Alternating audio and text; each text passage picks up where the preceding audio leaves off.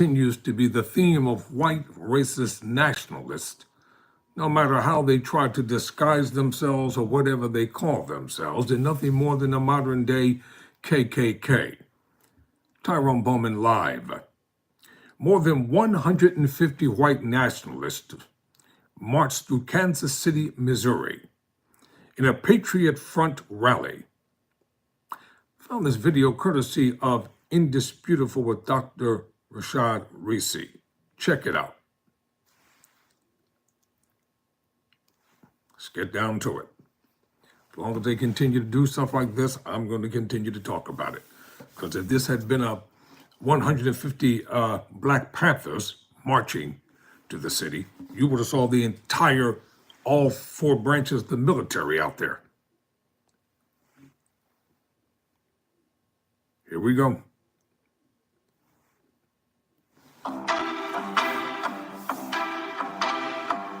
What happens when 150 mass white nationalists march through Kansas City?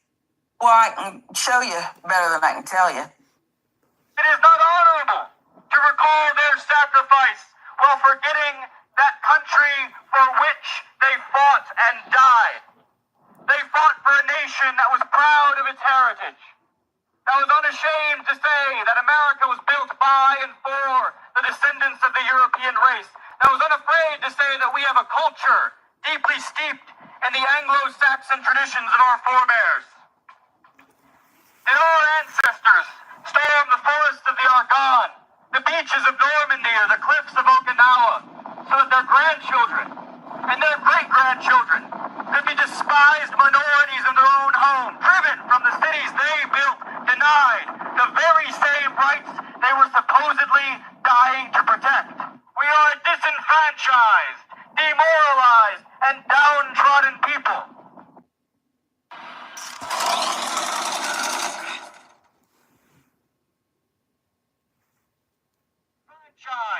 Demoralized and downtrodden people.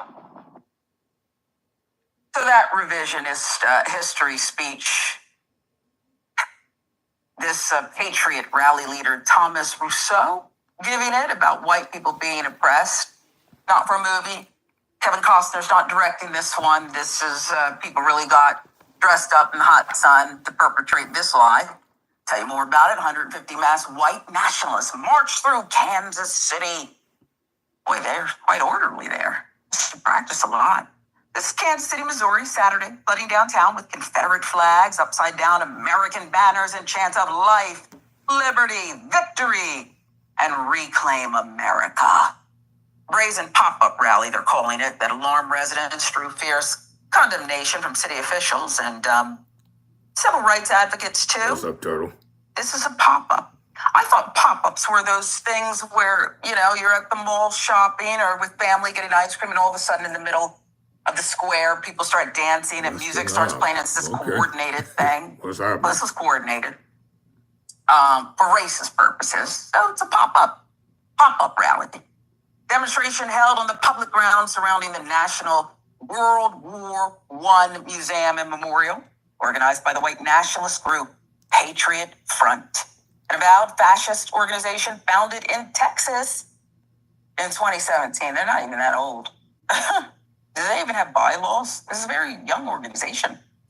The group's members, dressed in matching navy shirts, khaki pants, tan caps, marched in military-style formation for roughly an hour.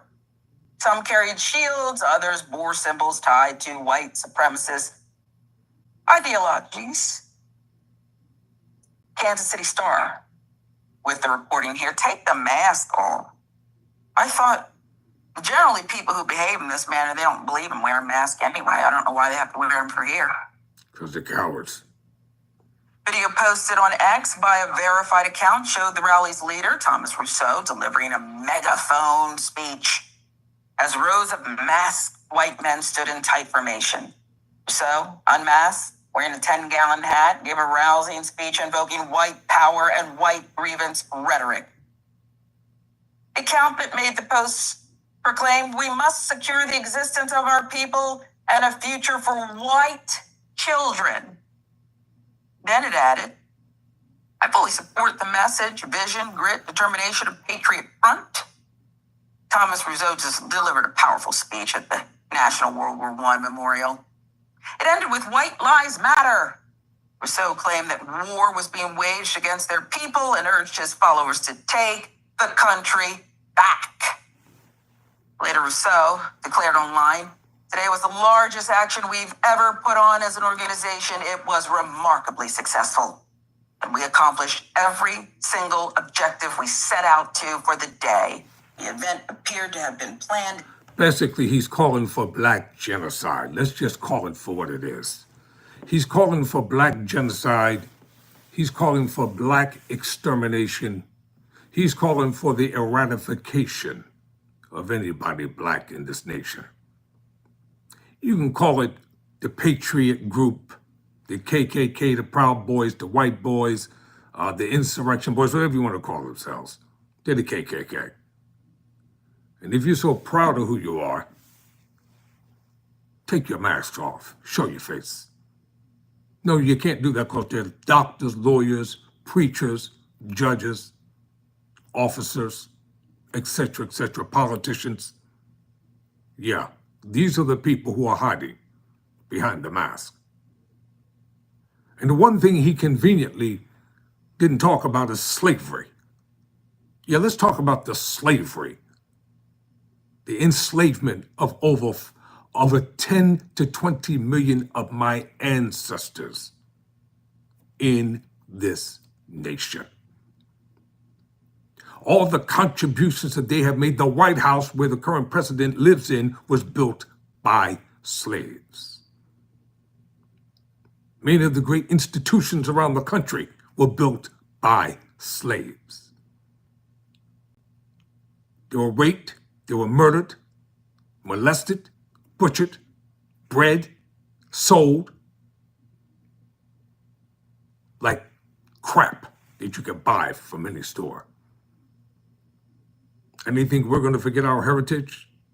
They think we're going to forget our history? It's called black genocide. White folk have never been discriminated against in America. Never. They've come from all over the world. They've never been discriminated. So that's a lie. In secret, no permits requested, or police escorts arranged. That according to the Kansas City Police Department. Then a black start giving us more details. The KCPD was unaware this group was planning to come into our city as they do not advertise their protest march location, said Officer Elena Gonzalez. Lie. We learned this group calls themselves the Patriot Front, and it is believed everyone involved is from out of town and not local to Kansas City. Lie. Come on. Okay. They're not racist here. Mm-hmm. There's some people, I don't know if they were part of this Patriot Front rally, but there's, like it or not, good barbecue or not, there's some racist people in Kansas City. You know it and I know. No, just stop it.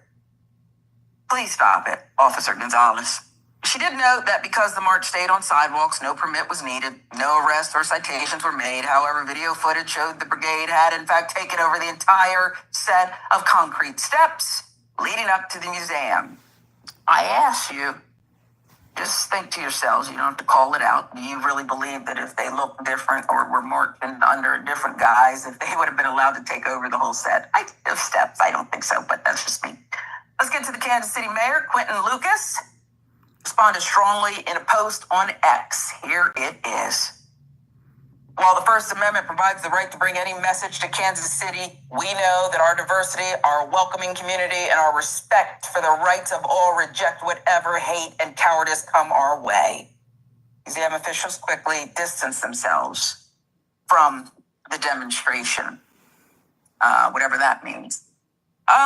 So here we are again. I struggle, Yaz, because I go back and forth of do you even give these clowns plain dress up? Did you know that you could be generating 10 grand a month or more? Do you even give these clowns plain dress up much play? But it happened, and they do seem well organized. If I'm several clothing outlets, I want to know where they got all those blue shirts. Don't wear my blue shirt. Okay, I really would be. I don't want, I don't want to name the ones that I was She's thinking being too of, nice. but She's they've got just incredible being too deals. A nice. lot of Yeah. these. You know what I'm talking about. Okay. The blue shirts, the masks, Yeah. everything. It's just kind of ridiculous, right? Like It's these ridiculous. people, I don't know. I always, every time I see racist people, I just think that these are stupid people. Yeah. Like they just seem dumb to me. They're Every not time. dumb and I they're know I not say that stupid. every time that we do a story like this, but that's just what I see. I just see people who are just emotionally immature as well, right? This revisionist history that you mentioned that we heard coming from them too, that was so interesting to me because I really believe that studying history is wildly important, not just for the individual, but for all of us, right? I think it teaches humanity and empathy. It's like a psychological examination of what humans are and who we were and what we're capable of, both good and bad. And obviously it informs us of what can and will happen if certain things happen first. The study of history is pattern recognition, right? You're looking for similar things. You're making comparisons all over the place. And you're seeing that a lot of human history is very, very repetitive, right? Nothing that's happening now is unique apart from like the very modern technology and on which all of this is happening, but the humanity of it is not unique. I think most people are better off for studying history and then delving into the actual stories of the people who were involved in all of these, events that we keep hearing about. But then there are people who, despite how good their educations are, they will extrapolate what they want from the history. They will interpret things based on their own existing beliefs and prejudices, and they'll see everything through that racist or otherwise discriminatory lens. And that is what we're seeing here, right? These people said they want to reclaim America. From who, right? They want victory over who? These people are so convinced that they are disenfranchised.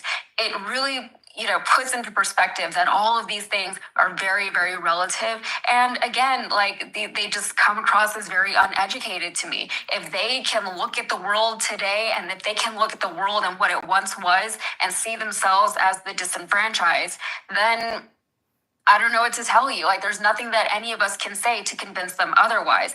At the same time, whenever you have people like me, a brown woman, telling these white men that you don't have anything to be upset about, that's what they don't like, right? Because they say, how do you know? You don't know what my life is like. You don't know what it's been like.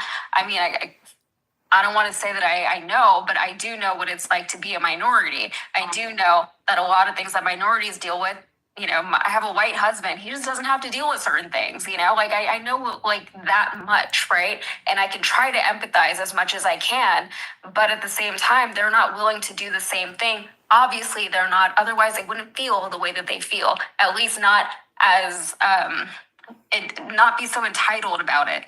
So. Yeah, I wonder what these rallies are really for. Fear, recruitment, to remind you that we're here. I don't know. We know you're here, boo. I do think that they feel some type of way. I don't doubt that they feel disenfranchised. I don't doubt that they're afraid that the landscape of the world that they're used to is changing, right? I think that's something that a lot of people can deal with, right? I don't love the modern world. I wish I could go back 2 decades, but I can't, And that is a reality that we all have to deal with because that's just life, So just grow up and deal with it and find your new place in this new world that we're all living in. Yeah. It's called evolving. And just because what was, taken and given by birthright with some is evening out a little bit. Okay, let's not get it twisted here. Doesn't mean that you need, to flee South Africa because blacks are now allowed to farm or something. It's very strange. Very strange. But if you want to keep doing this propaganda, it's your right, as the mayor, Mayor Quinton said in Kansas City, and good luck to you, okay? Not really. I don't really try to empathize with these suckers and losers. If you can't make it in America and you look like that, and I'm not suggesting that people don't have it hard. People have it hard, all colors, okay? Because there's the haves and the have-nots, and they're using cultural wars to keep us separated. So you can't see clearly. Got it. Loud and clear. But at the end of the day, where there's a will, there's a way. Now look at the Chrisleys. Okay? Here's a reality TV family living the American dream. They stole, they cheated, they frauded. And now they're finally free and their slate is wiped clean. Yeah. America, look at your life. Have you heard? Reading glasses are All out. right, let me put this in capsule form for you. Never underestimate your enemy. You know, there's a book that I read consistently, The Art of War. And one thing I've learned, never underestimate your enemy. When you underestimate your enemy will get the advantage of you every single time. These people are not stupid. They're well organized, they're highly intelligent. And what you see out front is just nothing compared to what's really going on behind the scenes. They're well organized, they're well funded, and the financial backers, the money people behind them are powerful people. Make no mistake about it. They're very politically connected. They are economically feasible. They're tied into a powerful money machine. They're preparing for something more sinister. They're preparing for war. It's a genocidal war that they're preparing for. It's a race war that they're preparing for. Everything that Hitler did in Germany, people never thought Hitler would do it. But he did it because they underestimated him. Never underestimate your enemy. Never. The art of war. Know your enemy like you know yourself. Know what your enemy is thinking. Know what your enemy is doing. Know what your enemy is counter planning against you. That way, you're in a position where you know how to outsmart your enemy. Never surrender. Never quit.